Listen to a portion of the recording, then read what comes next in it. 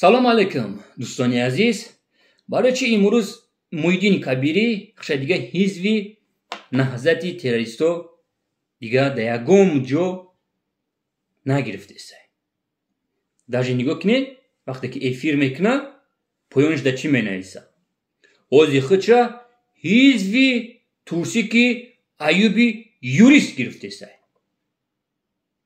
группаи бисёри экстремистҳо ин наҳзатиҳои террористҳои запрещено. аммо одамое ки тайёр мекунем барои эфиртона хушвақт тайёршон кунем. масалан ин группаи бисёри экстремистҳо ин наҳзатиҳои террористҳои запрещено да мебиранд мегӯянд ки Муҳиддини Кабирӣ фақат исломи тозара ва Тоҷикистон устод Чумоевичи Кабирӣ меорад. аз киҷо меоварда боша? ай Европааш мегӯянд, Европааш мегӯянд, чӣ мегӯянд? ман гуфта будам, Муҳиддини Кабирӣ не толка душмани миллат аст, душмани дини ислом аст. як динфурӯш одам аст. Муҳиддини Кабирӣ динфурӯш, як негодяй одам аст. ман гуфта будам ки Муҳиддини Кабирӣ як продажник аст. дидесе?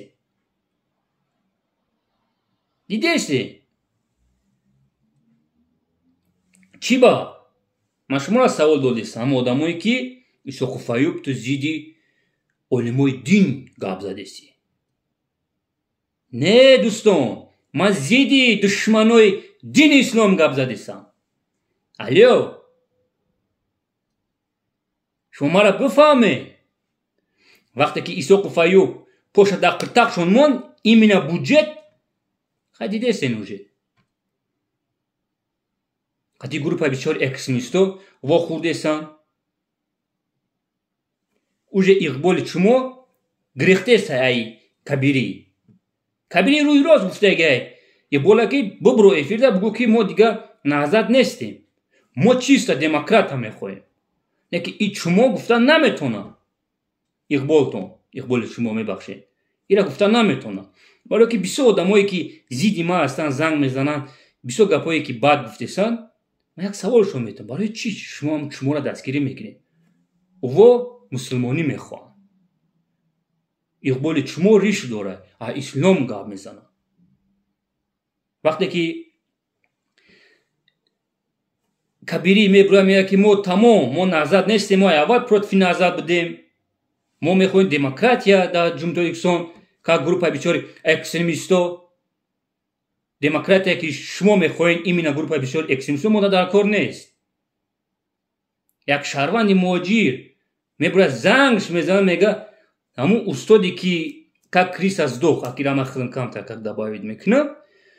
барои чӣ аввал миллиардер буд, як бор муҳоҷир намегуфт. сразу мекушанд, баъда эфир, баъд дисте чумо доранд, баъд занг мезананд, угрожаятшон мекунанд. ҳамин аст демократияи шумо. вақте ки Кабирӣ биё имрӯз ахлоатшона мекунам, вақте Кабирӣ занг мезананд, прамой Суҳроб Зафарда мегӯяд ки мо мехоҳем ки қати шумо во бихӯрем.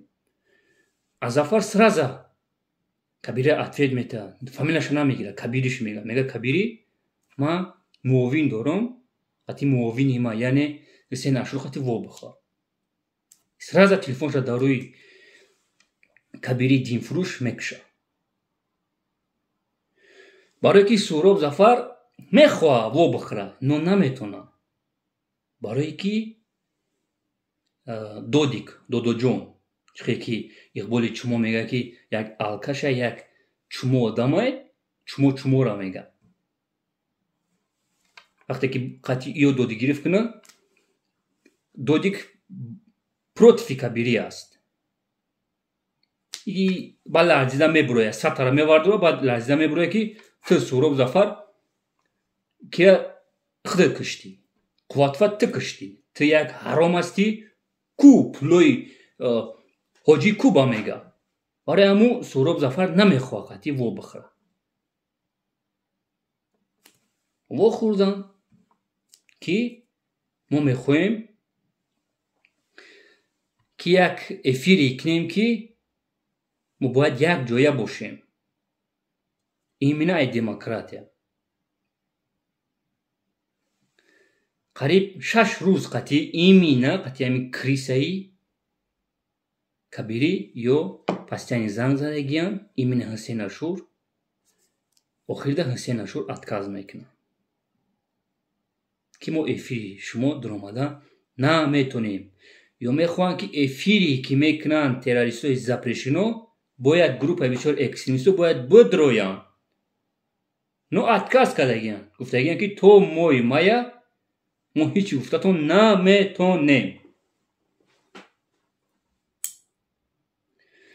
Кабири Муҳиддин Кабири хушвақти мара гӯш кун. Агар бибурен накалени биғалтем ки мо дига ай ранг намуди наҳзат безорем, мо террорист нестем, моро наҳзатӣ нагин, ино номерои карта мо роҳбари бо як номи Турсика Аюба бигирен, мо дигар направление даем, пул морoi кунен, но бифаҳме хушу Исоқов Аюб намурдай. Чӣ картае ки мемонем дарди сари хитон мешавад. Агар шумо нангу номуси мардӣ дошта бошед, номери картаи хитона бимонед. Шумо монда наметонед, барое ки шумо депортатсия мешед. ира ман медонам, ман гуфта наметонам. И группаи бисёр экстремистҳо, и назариёи террористҳо, шумо шакало номард биден, и номард мерен.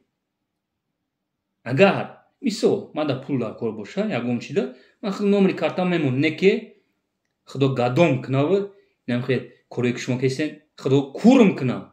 Худо намедонам любой азобат да сарам биёравы, ами кора ман намекунам.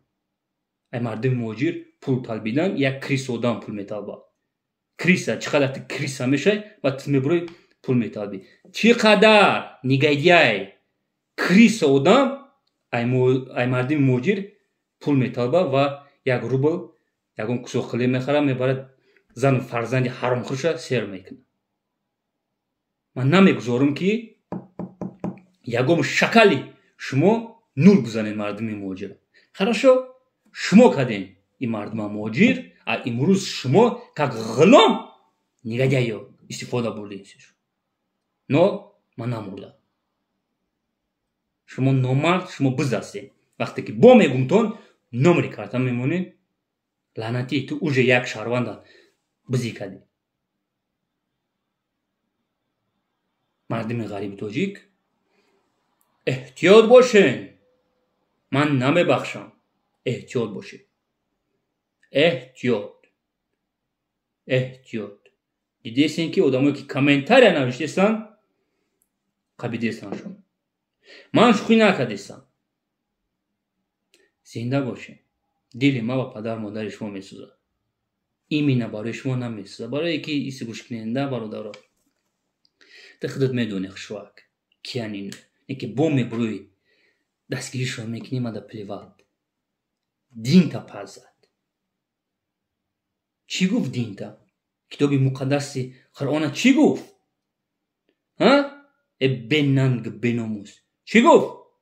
Бо мебурӯин меге ки шумо назатияи запрешено исломи тозара шумо меёред. Ай гей Европа ё исломӣ мебурданд. Чӣ хеле мебурда бошанд ислома? Ман намефаҳмам.